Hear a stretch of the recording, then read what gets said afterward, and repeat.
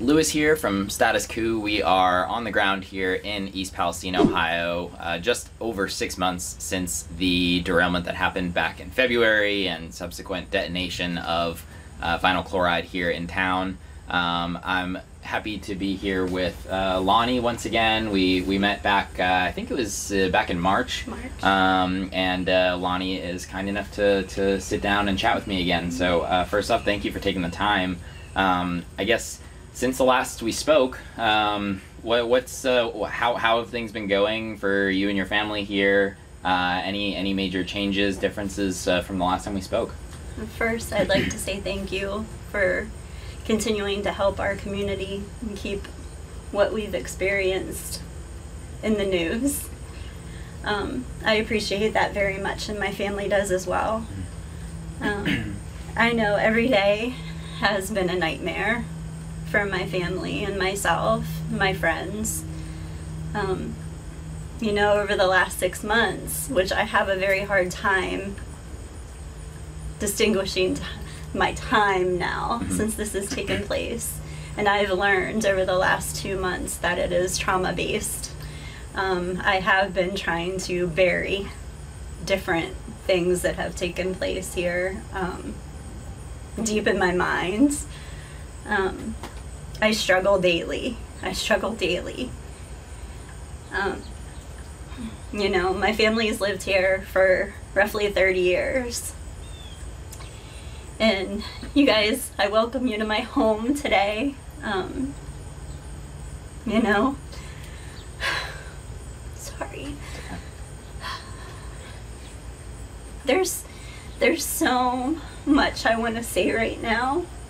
One of the biggest things I want to say is I hate what has taken place in my community. I hate the division. I truly am heartbroken that so many lives have been upended, and I feel scarred forever by this.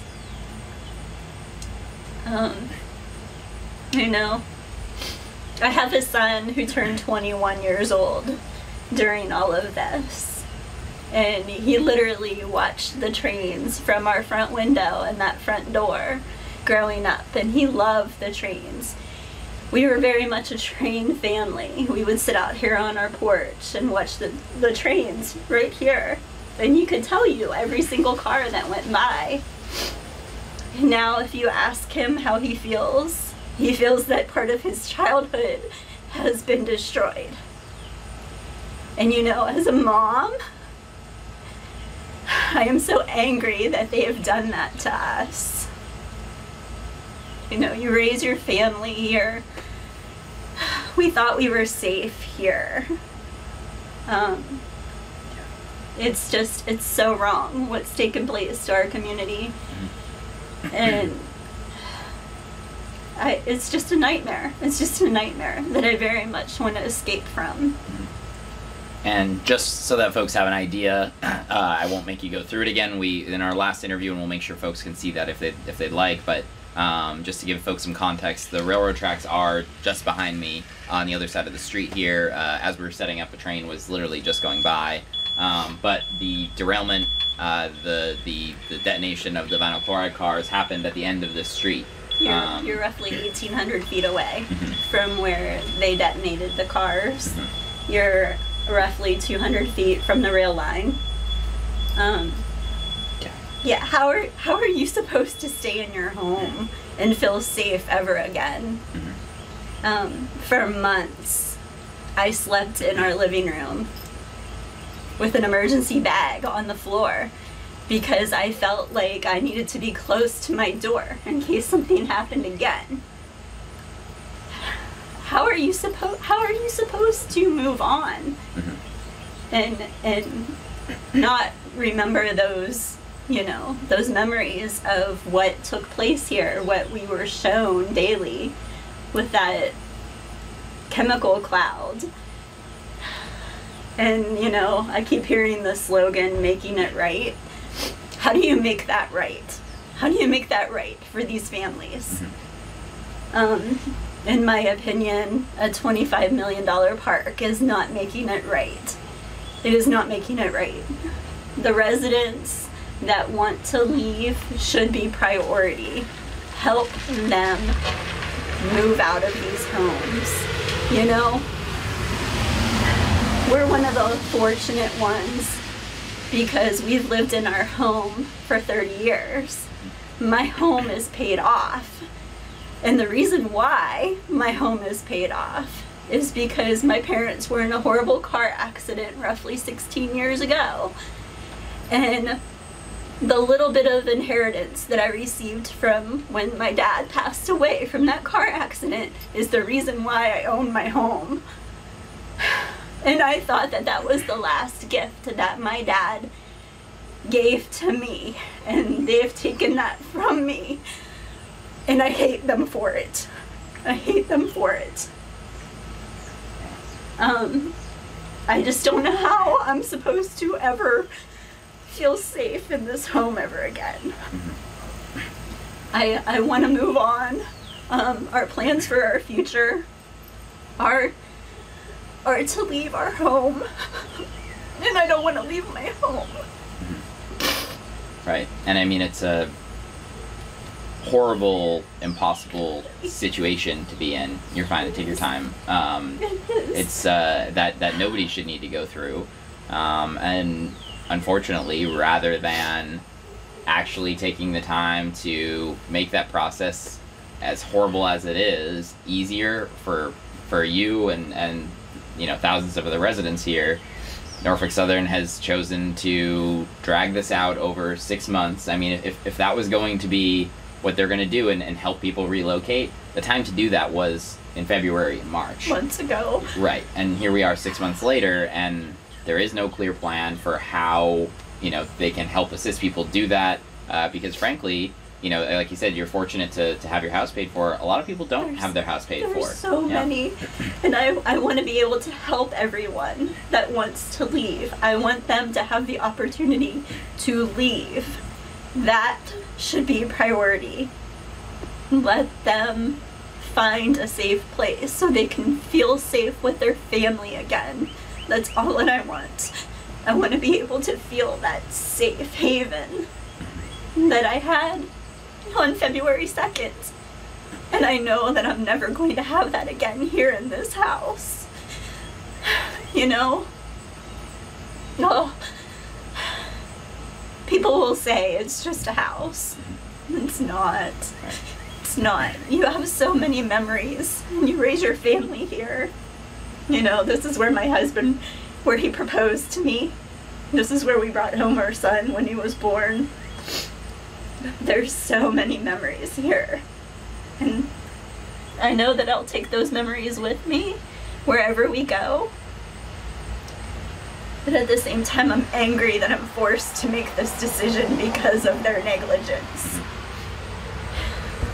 It is criminal that they didn't stop that train. I don't know how they could possibly make it right. I don't know how they possibly could make it right. I know I have spoken with so many residents here in town that are still experiencing health issues. I am one of them. I am also one of them. I'm not going to go into a lot of detail that way.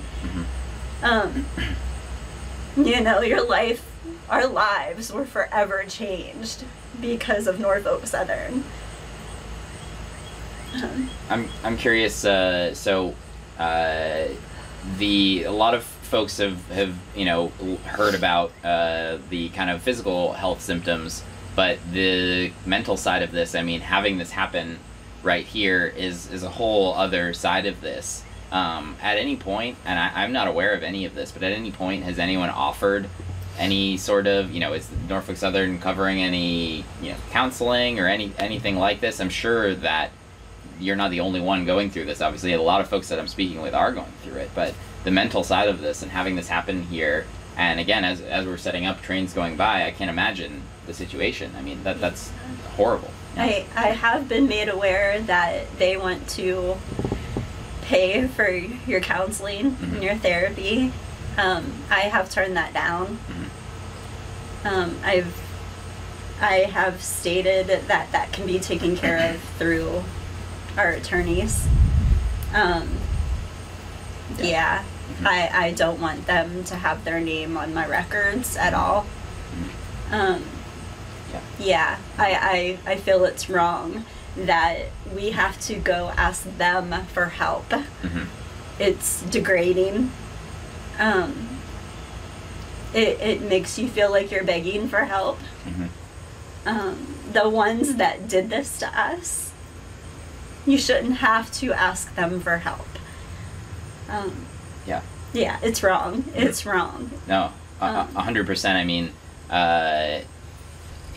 the stories that I've heard from so many residents at this point, where they're made to feel exactly like what you're saying, to feel like they're begging when they go to this place, the assistance center, to be reimbursed for temporary relocation or costs that they had incurred, especially in the early days of the derailment, to be made feel like you're begging for these sorts of things. I've heard all sorts of not nice comments coming from folks in there, and to make folks need to jump through hoops to go through the situation is absolutely unfair. It seems like, the fact that, frankly, our own government, who are the ones who are supposed to kind of step in and make sure that these situations don't happen in the first place, but when, God forbid, they do happen, that these companies, like Norfolk Southern in this case, are held responsible and make sure that residents are taken care of.